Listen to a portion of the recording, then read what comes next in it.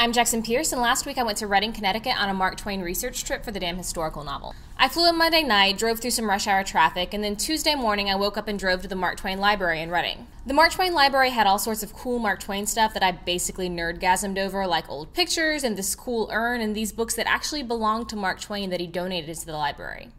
There I met up with Brent Colley, a guy who knows everything there is to know about Mark Twain in Reading, and Alan Kitty, a Mark Twain impersonator, which basically meant I spent the entire day hanging out with Mark Twain, which is kind of awesome.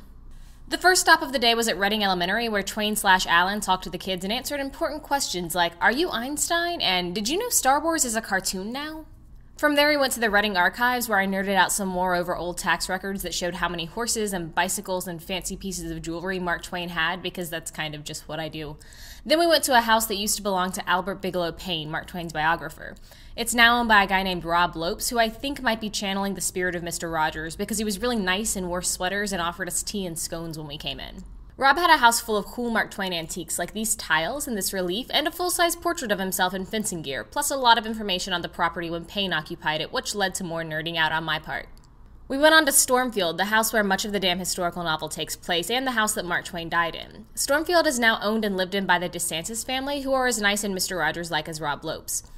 We went in and looked around, and then everyone nerded out by comparing a blueprint of the house when Twain occupied it to the current layout. For the record, a fair amount of the house is the same, and I might have had a miniature freak-out moment over being there.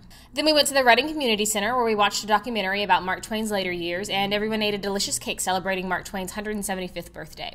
On Wednesday, I drove up to Hartford, Connecticut to see the public Mark Twain house, which is the one he lived in from the 1870s to 1890s. It was gorgeous, and since I was there alone, I had to get help with this shot, and then I had to drive back through Connecticut to get to the airport in the pouring rain. All in all, this trip was the cherry on top of finishing the damn historical novel, and I learned so much more by going to Connecticut than I could have from researching at home. Thank you, Brent and Alan, for a wonderful and informative day, and thank you, Reading, for being full of the nicest and most hospitable people ever. I mean, seriously, who else offers scones these days? I was amazed. Amazed.